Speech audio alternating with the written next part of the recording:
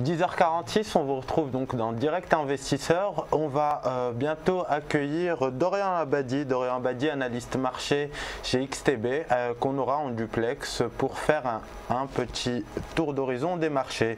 Entre-temps, le CAC 40 est toujours en hausse, Antoine. On s'apprécie de 0,72% à 4408 points.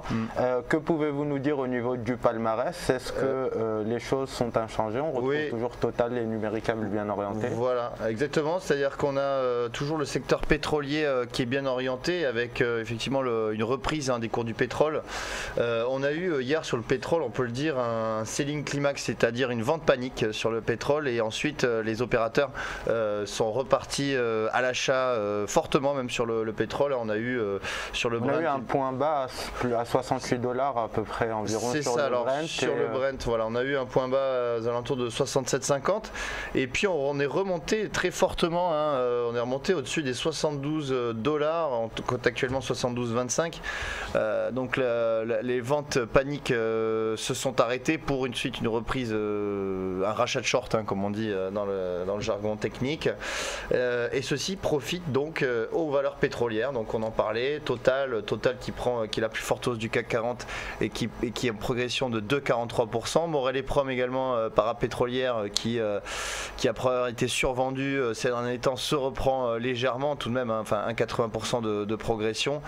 Et puis également, donc on en parlait, Numéricable qui fait l'actualité, Numéricable qui a été upgradé par Deutsche Bank, et Numéricable qui a inscrit encore ce matin un nouveau plus haut historique à 36,54 €. Ceci étant, le titre se rebaisse légèrement de 1 € à 35,30 €. Merci Antoine. On retrouve donc tout de suite Dorian Abadi, analyste marché chez XTB. Bonjour Dorian. Bonjour Dorian.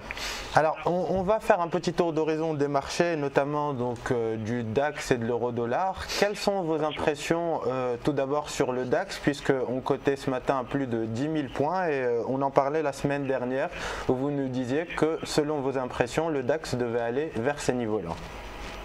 Absolument. Alors bon, c'était vrai pour la semaine dernière, mais c'est vrai également pour les précédentes. Globalement, nous, on est oscillé par rapport à nos analyses sur le DAX 30, sur un indice boursier allemand, depuis les 8860. Donc effectivement, d'abord, on a visé par rapport à mon graphique que vous avez sous les yeux, les 8920, les 9130, 9300, etc. Notre niveau, effectivement, le dernier niveau pour finir complètement cette histoire, cette trame de fond, je dirais, sur un indice boursier allemand, c'était d'abord les 10 000 points d'un point de vue psychologique, mais surtout d'un point de vue technique, les 10 033, les deux niveaux, effectivement, comme vous venez de le dire, ont été respectés ce matin, ont été touchés. On est même allé légèrement au-dessus pour complètement terminer cette trame de fond qui nous tient en haleine depuis un peu plus d'un mois, puisqu'exactement on est allé jusqu'à 10 040, 10 041 pour être tout à fait précis. Voilà, donc pour moi, on est, comme je le disais ce matin à nos clients en séance, on est désormais hors du marché. Notre niveau, je dirais, ultime sur l'indice boursier allemand a été respecté pour cette fin d'année, où on a insisté sur le retour des 10 000 points et même un petit peu plus avec 10 030 pour la fin d'année. On est simplement le 2 décembre, le scénario est déjà fait, donc maintenant on aura tendance à aller sur d'autres actifs sur lesquels on puisse abattre des retracements de Fibonacci, parce que là on est sur un niveau historique, donc ça va être beaucoup plus compliqué sur le DAX. Donc hors marché sur le DAX, voilà. Donc Dorian, oui, effectivement, sur le DAX, on a retracé 100% de la précédente baisse. Donc effectivement, là, pour le coup, vous sortez de votre position acheteuse, c'est bien ça? Ah oui, d'autant que là, on est sur une position acheteuse depuis près de 1200 points en l'espace de quelques semaines seulement. C'est-à-dire que c'est pas une opération qui tourne depuis 2 ans. C'est quelque chose qui tourne simplement respectivement depuis les 16 et 17 octobre. C'est assez impressionnant.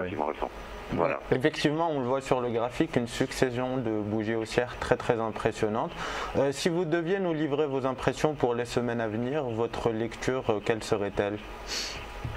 Alors, moi je vais vous dire très sincèrement, je n'ai aucune préférence sur le DAX 30 pour les semaines à venir, dans la mesure où désormais, puisque ma trame de fond est terminée sur le DAX 30, entre guillemets, le livre est fermé, je me retire complètement du DAX 30 jusqu'à au moins janvier, je dirais. Voilà, donc je laisse complètement courir cet actif-là. J'irai sur d'autres actifs envers nos clients, certainement le CAC 40, certainement, pourquoi pas le FTSE, ce sera d'autres actifs. Mais en tout cas, le DAX 30, pour moi, le niveau de 2014 est atteint par rapport à ma trame de fond, donc je me retire. Je n'ai aucun avis sur l'évolution au-dessus des 10 050 ou en dessous, peu importe. Le DAX peut vraiment partir dans n'importe quelle direction. On a fait notre scénario sur les 1200 points, hop, le livre est fini, on s'arrête là.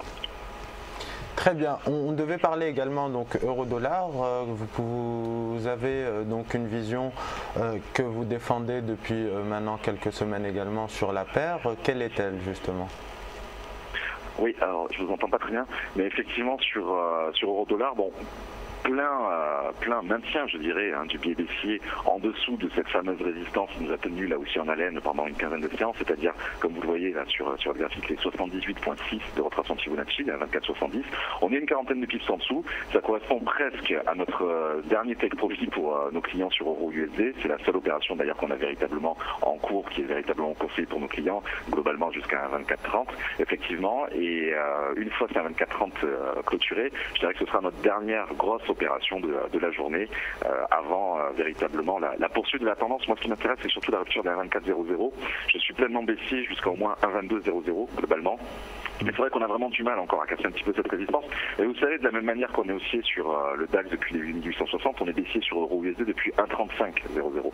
Donc là, c'est vrai qu'on a un peu de mal à casser cette résistance. Mais enfin, on reste globalement en dessous. Donc il nous manque vraiment le dernier petit déclic, peut-être Janet Yellen aujourd'hui, vraiment pour casser ces 1,24,00. Voilà. Oui, donc effectivement, Dorian, on voit que la borne haute de ce canal descendant que vous avez tracé est testée actuellement. Oui. Donc là, si on dépasse la borne haute du canal et également le niveau des 78,6 de retracement de Fibonacci, est-ce que vous changez votre biais sur l'euro-dollar? Est-ce que vous repassez neutre? Ah non, pas particulièrement, parce que pour moi ça ne traduirait rien de bien particulier si c'est une petite bouffée d'oxygène haussière pour une simple et bonne raison, c'est que les États-Unis se redressent bien économiquement, donc les opérateurs ont tendance à acheter du dollar. L'Europe, je ne dirais pas s'effondre, loin de là, mais en tout cas reste dans un marasme économique très fort, donc les opérateurs ont tendance à vendre de l'euro. C'est le cocktail explosif, les deux réunis sur Euro-USD ne peuvent que maintenir cette baisse, comme je dis souvent, sur euro-dollar. Maintenant qu'il y a un retour, pourquoi pas très ponctuel, sur un 25 ou sur un 26, pourquoi pas, mais ce serait simplement une bouffée d'oxygène haussière. C'est surtout pour ça que moi j'ai beaucoup de mal à croire, si vous voulez, aux analyses qui se basent sur une évolution sur 4 mois, 5 mois, 6 mois. Avec l'actualité qu'on a en ce moment, je ne crois vraiment qu'au scalping, qu'aux petites opérations à très court terme, avec une trame de fond clairement définie. Là, comme je disais tout à l'heure, notre dernier take profit sur Euro-USD à très court terme est à 1,2430. On peut aller jusqu'à 1,2420, mais à aucun moment on ne se maintient jusqu'à 1,2200, même si c'est notre objectif à moyen terme. C'est simplement pour définir une trame de fond, et nous on s'inscrit via plein de petites opérations, je dirais, à très court terme dans ce schéma-là. Voilà. Merci beaucoup Dorian Abadi, donc analyste marché chez XTB. On vous retrouve très bientôt pour une nouvelle interview. On va marquer une courte pause et vous laisser en compagnie donc d'un point pédagogique sur les facteurs qui impactent le marché du Forex.